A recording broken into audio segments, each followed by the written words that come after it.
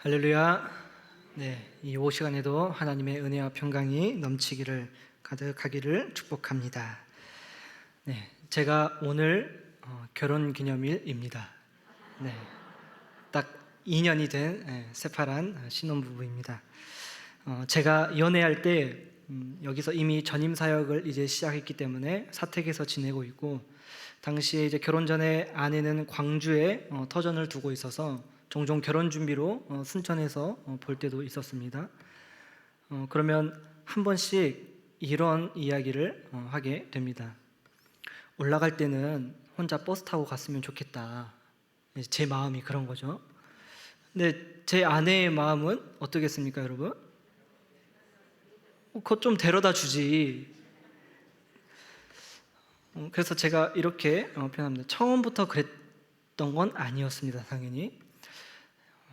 제 아내에게 제가 너가 혼자 가면은 교통비도 덜 들고 시간도 나는 갔다가 또 다시 돌아와야 되는데 너만 딱 올라가면 끝 아니냐 하면서, 나를 사랑한다면 이렇게 나를 배려해 주라, 이렇게 표현한 겁니다.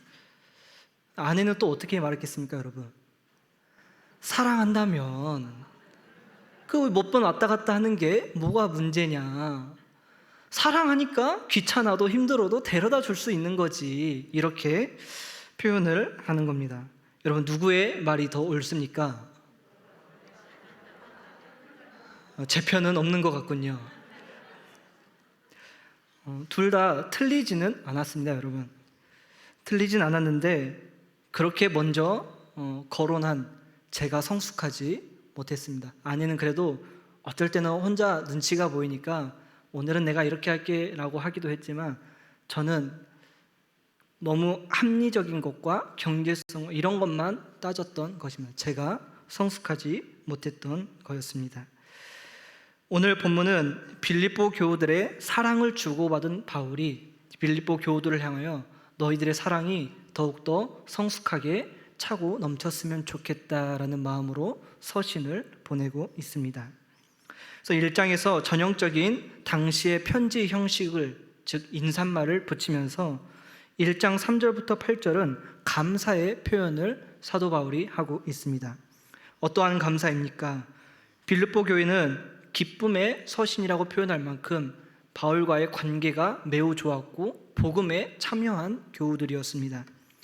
그렇게 믿음 안에서 잘 출발한 데 대한 감사와, 한편으로 하나님께서 지금 이들의 이 모습 그대로 끝까지 이끌어 주실 것을 기대한 마음으로 감사의 고백을 합니다. 그러면서 오늘 본문인 9절부터 11절에서 빌립보 교우들을 향한 바울의 간절한 기도가 등장합니다. 9절에서 너희 사랑을 지식과 모든 총명으로 점점 더 풍성하게 하사. 여기서 지식은 어떤 것을 명확하게, 참되고 확실하게 이해하는 것을 말합니다. 또한 총명은 인식하는 것과 분별하는 것을 총망라하는, 이해하고 구별할 수 있는 이 정신적인 능력을 의미합니다. 즉 이것은 어떤 뜻입니까? 바울이 하나님께 지금 간구하고 있는 것은, 빌립보 교우들 여러분, 여러분들의 사랑이 참된 지식과 또 분별력을 갖추어서 그것들이 더욱 풍성해지기를 간절히 소망합니다 라고 기도하고 있는 것입니다. 또 다른 표현으로는 여러분들의 사랑이 성숙한 사랑으로 더욱 풍부해졌으면 좋겠습니다 라는 것입니다. 여러분, 빌립보 교인들은 그리스도 예수를 받아들인 날로부터 복음을 위한 일에 참여했습니다. 하나님을 사랑하고 바울을 매우 신뢰하며 도왔습니다. 그리고 하나님의 사랑 또한 자신들 안에 가득하게 있음을 그들은 결코 모르지 않았습니다. 그런데도 바울은 그들을 향해 너희들의 사랑이 점점 더 풍성하게 되길 기도한다라는 것입니다. 더욱더 성숙해지길 원하고 있습니다. 여러분, 사랑은 단순한 열정이 아닙니다. 사랑에는 참된 지식과 분별력이 필요한 것입니다. 즉 내가 사랑하고 있는 그 사랑의 대상에 대하여 그의 필요가 무엇인지 그러한 민감성이 함께 있어야 하는 것이 바로 참된 사랑입니다. 특별히 바울 시대, 이 그리스 로마 철학이 주도하고 있는 이 시대에는 여러분, 사랑이란 감정적인 것보다 지적인 것에 더욱 연관되어 있었습니다. 그리고 그 지적인 것은 단순히 정보를 많이 아는 지식의 차원이 아닌 지혜, 철학이란 곧 인간, 세계관, 이런 모든 것들이 어떻게 해야 더욱더 올바르게 나아갈 수 있는지, 이런 모든 것들을 다 고루 가지고 있는 것을 바로 사랑, 지식으로 보았던 것입니다. 따라서 무엇이 참된 것인지 이해하지 못하고 분별할 능력이 없이 여러분 내 열정대로만 사랑한다면 다른 사람을 오히려 힘들게 하는 것일 수도 있습니다. 여러분, 하나님을 사랑하는 것 또한 마찬가지입니다. 내가 어떻게 해야 하나님을 사랑하는 것인지, 하나님을 더욱더 알아야 하고 예수 그리스도를 아는 지식에서 자라가야 우리가 하나님께서 원하시는 우리의 모습이 나오고 그 모습으로 하나님을 사랑하게 되는 것입니다. 여러분, 따라서 성숙한 사랑이란 참된 지식과 분별력에 근거하여 더욱더 사랑이 풍성해지는 것입니다. 그리고 그것은 곧 어떠한 결과를 맺습니까? 바로 예수 그리스도의 마음을 갖게 하는 게 참된 지식과 분별력을 갖춘 사랑입니다. 바울은 1장 8절에서 예수 그리스도의 심장으로 내가 너희들을 사랑하고 있다라고 고백하고 있습니다. 예수 그리스도의 심장, 이 심장이란 단어는 꼭 심장만을 지칭하는 단어라기보다는 사람의 내부 기관, 창자를 의미합니다. 더 나아가서는 단순히 이 육체를 가리키는 창자보다는 그 깊은 곳에서부터 나오는 그 사랑, 그 예수 그리스도의 연민, 동정을 바로 가리키는 것이 예수 그리스도의 심장이라는 단어입니다. 즉 그렇게 그리스도 예수의 애타는 마음으로 빌립보 교우들을 사랑하고 있음을, 그리고 하나님께서 증인이 되어주고 계심을 바울은 얘기하고 있습니다. 여러분, 그렇다면 빌립보서에 나타난 예수 그리스도의 마음은 무엇입니까? 바로 다음 장 그리스도 찬가로 잘 알려져 있는 2장 5절부터 8절에서 말씀하고 있지 않습니까? 너희 안에 이 마음을 품으라. 곧 그리스도 예수의 마음이니 그는 근본 하나님의 본체시나 하나님과 동등됨을 취할 것으로 여기지 아니하시고 자기를 비워 종의 형체를 가지사 사람들과 같이 되셨고 사람의 모양으로 나타나사 자기를 낮추시고 죽기까지 복종하셨으니 곧 십자가에서 죽으심이라. 여러분, 이 예수 그리스도의 마음으로 바울은 2장 2절에서 여러분들이 같은 생각을 가지고 같은 사랑을 나누며 하나가 되길 원합니다 라고 고백하고 있습니다. 사랑하는 성도 여러분, 하나님의 사랑이 지혜와 지식과 총명으로 더욱 풍성해지길 간절히 소망합니다. 하나님의 진리를 아는데 또 상대방의 필요를 헤아릴 수 있는 성숙한 사랑으로 풍성해지기를 간절히 축복합니다. 여러분, 이렇게 참된 지식과 분별력이 있는 사람들은 우쭐대지 않습니다. 예수 그리스도의 마음을 갖게 되기 때문에 더욱더 낮아지고 오히려 자신은 아는 것이 없는 것처럼 행동하는 사람이 바로 참되게 아는 사람들입니다. 이처럼 여러분들이 참된 지식과 분별력을 갖춘 그러한 사랑으로 더욱더 풍성해져서 오히려 사람들과의 관계에서 나를 더욱더 낮추고 예수 그리스도의 그 애타는 마음으로 나아가는 우리 동부 가족들이 되기를 소망합니다. 여러분, 이렇게 참된 지식과 분별력을 갖춘 성숙한 사랑이 넘치면 어떻게 되는지 바울은 10절과 11절에서 말하고 있습니다. 이 9절에 너희의 지식과 총명이 풍성하게 하사, 이 풍성이 원래 원어상 가정법입니다. 즉 너희들이 이러한 모양을 갖추면 10절과 11절의 모습이 너희에게 있을 것이다 라는 것입니다. 첫 번째로 무엇입니까? 너희로 지극히 선한 것을 분별하며, 즉 가장 옳은 것이 무엇인지 분별하게 된다는 것입니다. 초기 그리스도인들이 살아갔던 시대 역시 여러분 우리 시대와 다르지 않았습니다. 몇몇 도덕적 이슈들이 모호해지는 시대를 살아가고 있었습니다. 그들은 그렇게 왜곡되는 세상에서 무엇이 옳은 것인지 알기가 쉽지 않았습니다. 따라서 바울은 그들이 그러한 세상 속에서 선과 악을 분별하는 면에서 날로 자라가는 것을 보고 싶어 했습니다. 바울은 데살로니가전서 5장 21절에서 이렇게 말씀합니다. 범사에 헤아려 좋은 것을 취하고.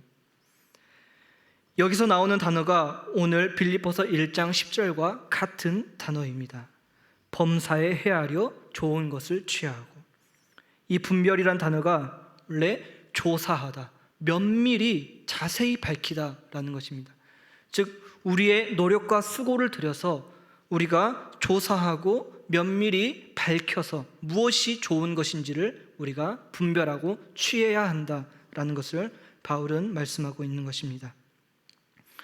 여러분, 사람은 누구나 자기가 옳은 일을 한다고 생각합니다. 다 각자 옳은 일은 하는데 바울 시대도 그리고 지금 우리가 살아가는 시대도 여전히 세상은 불의로 가득 차 있는 것을 볼 수 있습니다. 그래서 바울은 오늘 분간하라고, 지극히 선한 것이 무엇인지 분별하라고 말씀하고 있는 것입니다. 우리는 참된 것은 분별할 줄 알아야 하며 이 일에 힘을 쏟아야 합니다. 그런데 오늘날 우리 기독교가 얼마나 이 사실과 다른 것을 추구하고 있는지 모릅니다. 얼마 전에는 공중파에서 다룰 만큼 가짜뉴스의 각종 생산의 근원지가 기독교 몇몇 단체들에 있었음을 밝히기도 했습니다. 참으로 부끄러운 모습이며 교회가 그리고 종교 지도자들이 잘못된 정보를 참된 분별력 없이 성도들을 다른 불의의 길로 인도하고 있는 것을 우리가 보고 있습니다. 바울은 로마서 12장 2절에서 말씀합니다. 너희는 이 세대를 본받지 말고 오직 마음을 새롭게 함으로 변화를 받아 하나님의 선하시고 기뻐하시고 온전하신 뜻이 무엇인지 분별하라. 복음의 능력으로 새 사람이 된 그리스도인들이 가장 먼저 해야 될 일로 로마서 12장부터 바울이 기록하고 있는 것은 바로 이 분별하는 일입니다, 여러분. 그리하여 하나님께 영적 예배를 드리는 것입니다. 이 영적이라는 단어에 여러분들 성경책을 보시면은 각 주에 합당한 예배로 기록되어 있습니다. 즉 어떤 신령한 것이 영적 예배가 아니라 하나님의 선하시고 기뻐하시고 온전하시고 하나님의 그 뜻이 무엇인지를 분별하는 예배가 바로 하나님께 드려야 할 우리의 합당한 예배, 영적 예배다라는 것입니다. 그래야 우리가 하나님께 대충 예배하는 것이 아니라 이 자리에 이 한 시간에 있어서 하나님의 말씀을 정말 바르게 이해하고 무엇이 옳은 것인지 하나님의 뜻을 알려고 애쓰는 그 모든 자세까지가 바로 우리의 합당한 예배에 포함이 되는 것입니다. 사랑하는 여러분, 여러분들의 사랑이 참된 지식과 분별력을 갖추어 범사에 헤아려 좋은 것을 취하여 합당한 예배자가 되기를 주님의 이름으로 축복합니다. 이렇게 참된 지식과 분별력을 갖춘 성숙한 사랑은 두 번째로 진실하여 허물 없이 그리스도의 날까지 이르게 합니다, 여러분. 즉 그리스도의 그 날에 우리가 진실하고 흠없는 사람이 되는 것입니다. 곧 꾸밈이나 가식이 없는 정직하고 태도나 말이 올바른 것을 뜻합니다. 또한 11절에 허물 없이 라는 이 의미는 나의 행동이 허물 없는 것도 포함하지만 나아가 내 생각, 내 삶과 내 가치관으로 다른 사람이 실족하게 하는 것까지 포함합니다. 즉 다른 사람으로 하여 죄를 짓도록 저장하지 않는 것이 바로 우리가 그리스도의 날에 있어야 할 모습이다라는 것입니다. 그래서 바울은 빌립보서 2장 15절 바로 다음 장에서 이렇게 말씀합니다. 이는 너희가 흠이 없고 순전하여 어그러지고 거스르는 세대 가운데서 하나님의 흠 없는 자녀로 세상에서 그들 가운데 빛들로 나타내며. 여러분, 우리는 연약한 죄인이지만 우리는 연약하니까 하나님께서는 용서해 주시니까 라는 어떠한 합리화를 신앙의 전제로 깔고 있으면 안 됩니다. 그리스도 예수의 다시 오심을 기다리는 그날까지 하나님께서 우리에게 허락하신 우리 육신의 생명이 다하는 그날까지 우리는 의식적으로 흠이 없도록 순전함을 추구해야 합니다. 그리하여 이 악하고 비뚤어진 세상에서 하나님의 흠없는 자녀가 되어 별들처럼 빛을 나타내야 하는 것입니다. 여러분, 하나님께서는 여러분의 명찰에 그리스도인, 믿는 사람, 이것을 원하시는 것이 아닙니다. 명찰이 아니라 여러분들의 말과 행동에 그리스도인다움, 믿음이 있는 모습, 그것을 바로 원하시는 것입니다. 이 악하고 비뚤어진 세상에서 그리스도인으로서 진실을 전하고 남을 실족하지 않는 참된 빛을 나타내는 모습을 하나님께서는 원하시는 것입니다. 참된 지식과 분별력을 갖추어 지극히 선한 것을 분간하여 그리스도의 날에 우리에게 허락하신 우리의 삶이 다하는 그 날에 남을 세우는 사람이 되길 간절히 소망합니다. 마지막으로 바울은 참된 지식과 분별력을 갖춘 사랑, 이 성숙한 사랑을 갖춘다면 그리스도 예수를 통하여 의로운 열매를 맺게 된다고 말씀하고 있습니다. 성숙한 사람, 그리스도 예수의 마음을 품을 때 여러분, 그리스도 예수가 내 안에 역사하시고 그리스도를 통할 때만 우리는 의로운 열매를 맺게 될 것입니다. 요한복음 15장 4절에서 우리가 잘 알고 있는 말씀, 내 안에 거하라, 나도 너희 안에 거하리라. 가지가 포도나무에 붙어 있지 않으면 스스로 열매를 맺을 수 없음 같이 너희도 내 안에 있지 않으면 그러하리라. 우리가 그리스도 예수를 주로 받아들이고 신뢰할 때 우리가 그분과 연합하게 됩니다. 그리고 그분 안에 거하게 됩니다.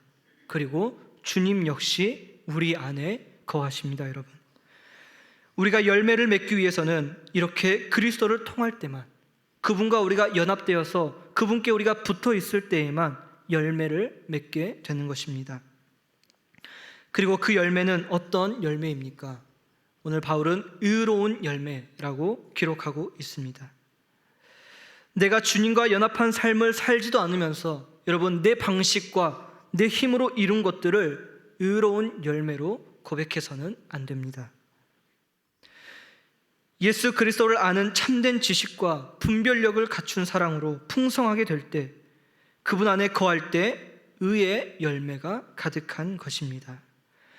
인간적인 눈으로 볼 때는 좋은 것으로 보이는 모든 것들, 그러나 과정이 이렇게 하나님께서 원하시는 과정이 아니라면 여러분, 그것은 불의의 열매가 될 수도 있는 것입니다. 에베소서 5장 9절은 이렇게 말씀합니다. 빛은 모든 선과 의로움과 진실의 열매를 맺느니라.